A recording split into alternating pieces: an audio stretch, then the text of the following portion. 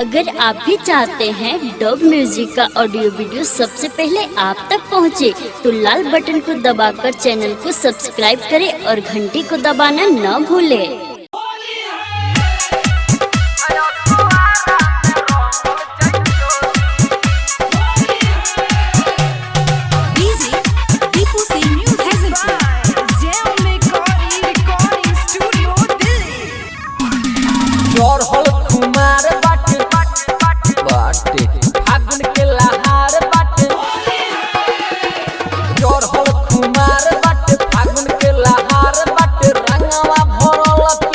tight बाटे भौजी के ओठल छोराई यही साल में वीरज चौहान जी के टोली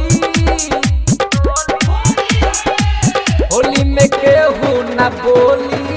अयो सोआरा में रंग जई चोली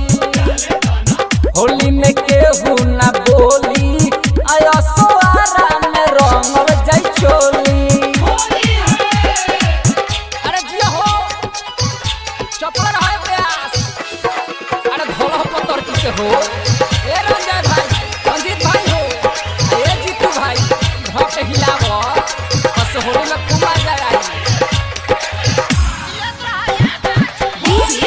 दीपू सिंह हैजलपुर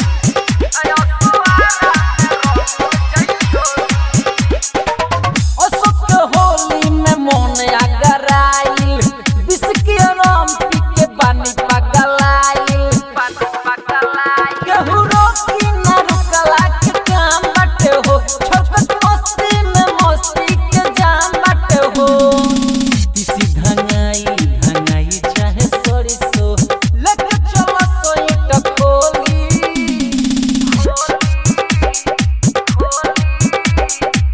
होली में केहू ना बोली आयो सोआरा में रंगल जई चोली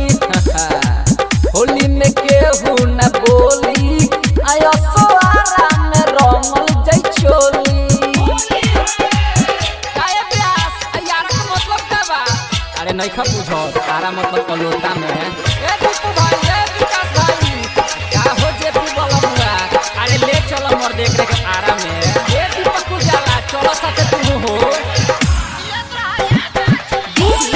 दीपू सिंह हैजलपुर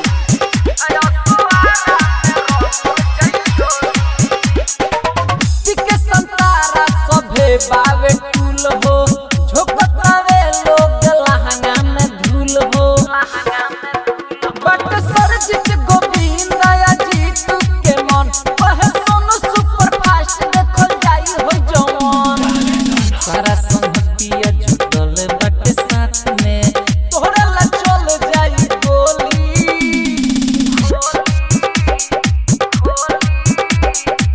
होली में केहू ना बोली आयो सोआरा में रंगल जई चोली